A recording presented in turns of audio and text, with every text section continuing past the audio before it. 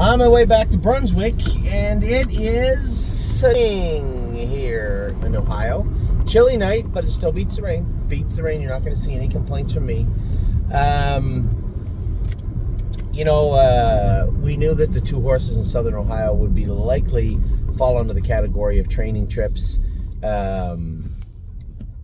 Neither dropped down to where they were supposed to, but they have rules about dropping too many classes in Southern Ohio. So Save America ended up in the backup class, just come up obviously just a bit short. He was only just beat maybe a half a length for second and raced very good, 52 and a piece, probably 27 and a bit on the end of it.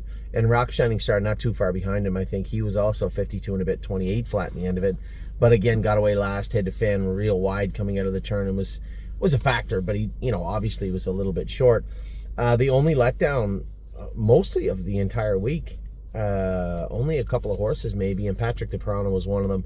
I suspect the way he kind of got a little lethargic on the end of it, that he tied up again. I'm not really sure why. Is it the weather? I suppose it could be. I'm not really sure, to be honest. We're going to draw his blood tomorrow, and then I think what you're going to see is, because they go by last four in the Meadows, you're going to see us bring Patrick the Piranha back to the Meadows, take his blood, take him to the Meadows on Tuesday. He's going to get a week off because they don't race next week, so almost 2 weeks off. Brought back in, and then hopefully a little bit fresh. We'll race him as two starts, but quite frankly, we're going to have to look at moving him at some point. I'm not going to bounce up and down the middle part of the condition ladder with him all summer long. He's a 10-year-old now. He's done us a lot of good since we've had him, and I think his next two starts, he'll be fine. He'll be a little fresher. He'll start at the bottom rung, make his way back up. But before he gets anywhere near the top two rungs, even at the Meadows, we'll likely look at moving Patrick the Piranha. Nice horse. Probably do some good for anybody that's looking for that type of horse. It's what you see is what you get. Not quite, he might be an open horse at Buffalo or Ocean Downs or Saratoga or somewhere, maybe, I don't know. But he's not going to be an open horse at Northfield, and he's not going to be an open horse at the Meadows. And considering how salty those top-end condition races can get, all of them, even tonight, it's a good bunch of horses. I think it just makes the most sense. So that's likely what's going to take place with him. And then Jason was right. Looks like money can get around a half-mile track. I was thoroughly surprised. I bet you if you asked James heading into tonight, do you think looks like money can get around a half? His answer would be much more negative than even mine. I was hopeful, optimistic, but I thought in reality he would struggle at Northfield Park. Now, don't get me wrong, I don't want him here long.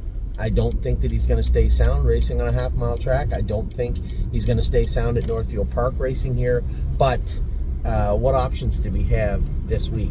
Miami Valley, as I said, is a no. We weren't going back there. I know somebody else emailed today and say, what if, just so we're clear, he's not going back to Miami Valley. He can race in Scioto when they open up, but he will not be racing at Miami Valley. So we're hopeful that the Meadow at the Open starts, or the Open at the Meadow starts filling. And I think, quite frankly, that's about it right now. I mean, his only other option is the one I discussed about sending him back to Ontario, but Spitfire is there right now, and I think he'll fill up the hole quite well also. So just for tonight, very happy that the horse won the Open. Ended up dropping in fifth, coming second over, lost my cover getting into the last turn. He was running in a bit, as I knew he would. He does it at the Meadows. He's certainly going to do it here. And as soon as he straightened up and I got him straightened away, it was all business from the head of lane to the wire, and he run down Cornstar. Cornstar's come back good. I watched that filly race from a 2-year-old to a 3-year-old to right up till now. And man, she was very good. Off a qualifier, I thought she was exceptionally good tonight. So a good race by her and a great race by Money also. I was saying to Amy, that horse got like 60,000 US made right now, and we're at April the 5th. So hopefully we can keep it going for, I don't know how long, but I hope that the Open Trot starts filling at the Meadows, because it is a good spot for him. It is a good fit for him, and quite a bit better fit, even though he won tonight, than racing him full-time on a half-mile track. So that is it. That's our week over with. What do we got for the rest of the week, Miss McDonald? We have Gymboree tomorrow at the Poconos. Delicious Stone and Spitfire overseas tomorrow. I think Gymboree is a player, but it certainly looked to me like Andy Miller's horse is the best of that field already. Already winning in 54. Yeah, just a little error. Already winning in 50. Look at the times. 706, 750. Oh yeah, thank you very much for that. But I do have a lot of drives in between. On Tuesday, I do. So Jim Barree's got a shot, but Andy Miller's horse looks like the best on paper. But it'll be a very interesting race. I know she has the speed. I don't think she's going to shy away from the speed. But having it and honing it are two different things. She hasn't been asked for it yet. So regardless of what takes place, if that's the type of speed they're going to be going to Poconos tomorrow, I think you're going to see her struggle a little bit. She is going to be tighter. She is going to be sharper. She does hit the inside if she gets away well. So we'll see how Jim Barree races tomorrow. Delicious Stone DK coming into Mohawk 7-2. He's in a good spot again. Spitfire Overseas in the open at 5-1. Very interested to see how he fits over there this week. Tuesday we get Admiral Dio, Never Lose Felix, and Blue Ventura. I'm looking forward to Wednesday also. What? What's wrong? I'm looking forward to Wednesday also. We get a full week of pretty decent shots heading into the second week of April. So that is it. That is our week. We've had a great week at the barn. Very, very happy with the way everything is going. We won't be videoing the babies this week. It's going to be cold the first part of the week and tough to get everybody squared away for Wednesday.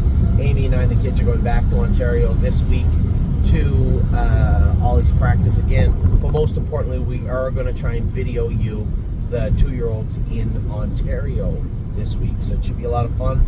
We'll see how that plays out. You're going to bring your training suit. You think? But a productive night tonight. Still lots going on this week. Still a lot of fluidity in the barn. I think I have to go to, although they're not qualifying or racing the following week at the Meadows, I do feel that we should go over and school Captain Incredible. I'm going to take Patrick the Piranha over to Tim, bring back maybe a horse or two also from the Meadows, and see what else we can do as the week goes on. So that is it. Your week is over. I hope you've had a wonderful week. Hope you have an even better week. Next week I will talk to you all very soon.